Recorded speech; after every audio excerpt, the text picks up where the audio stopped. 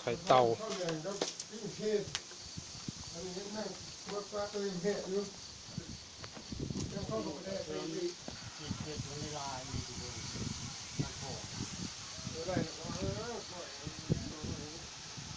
ติดตามแน่จังคนติดตามแน่ ช่วงนี้ เข้าเบิ่งแน่ สิต้มไข่เต่ากินผู้เดียวบักอันนี้ช่วงไหน ของหายากขึ้นบอกมันว่าเบิ่งน้องหมันมัน ไข่เต่าขลำกินแล้วกัน ไป ได้ หาชักป่าเกี่ยวของดีคนเลิก ทุกน้ำกับน้ำนี่ที่บอก มาแล้วยี่ล่างนะ ล่างอีเพื่อ ยี่ล่างนี่ โบเป็นล่างอีเพื่อมันไม่ได้กินทั้งหน่อมันเนาะ อยู่ฝ่ายใต้น่ะแม่หามองจะต้อย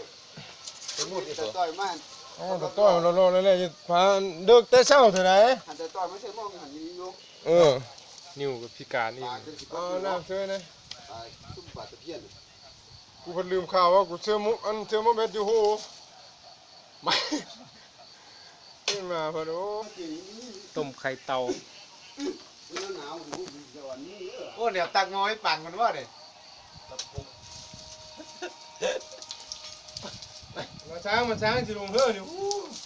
โจ้มาช้างโจ้ ช้าง ยึดตะเก็ดปัตตพีน ช้างหมอกอี ยามคืนเดี๋ยวเลยมาก้านเคสแก้ส่งก้านเลยกูฮ่าป้าเจอซะได้ เนี่ยบาดรับที่ได้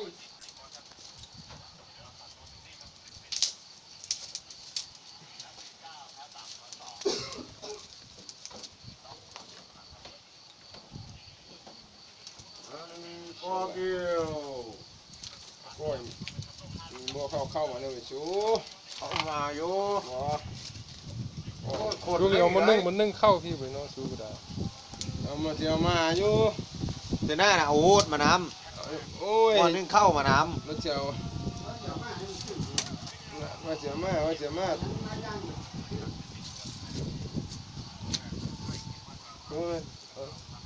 นี่บ่วะ ำมาขี้เกียจมาที่มาน่ะมันมีเห็นมาขี้เกียจสับ ใส่ไปกดย้อนกดอยู่ มานี่ เออ เอาผ้ามาเลย ไข่เต่า ไม่ได้ลูก เปิดดูข้างในมึงกินกับลูกมึงก็หนี้แต่กันใช่แล้ว บอกว่าให้มันกินนะให้มันใหญ่ให้มันใหญ่ก่อนให้มันใหญ่ก่อนให้มันกิน แกน นุ่มผักยักษ์ นุ่ม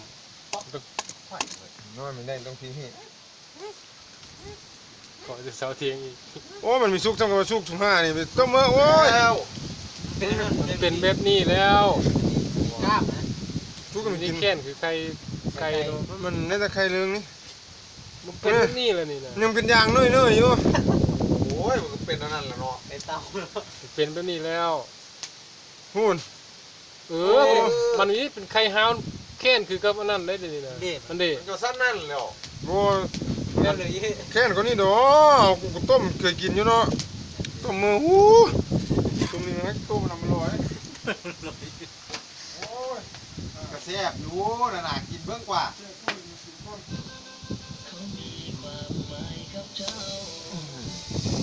แล้ว กินแน่นึ่งแล้วนะเดิมไม่ได้กินน้ำมันหรอวะกินผู้เดียวเนาะ ผมเชื่อนะแม่ ถ้าเสื้อกบแล้วรถได ไม่ได้กินได้หั่นน่ะบายจักสิมาหรือมีหมา ว่าจะเป็นคำพูดอ่ะ คือว่าอยู่บ่ไปรวมกันรวมนี่ก็คือ ลงนี่ก็ได้คือกันเจ็ดชื่อดี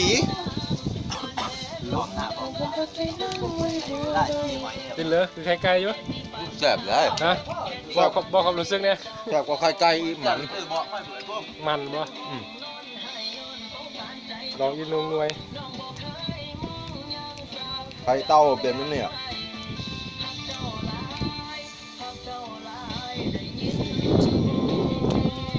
โอ้โดลีน สิม่วมเลยบ่นะ ฮ้อน กินเถิดเสียงจะได้ปะ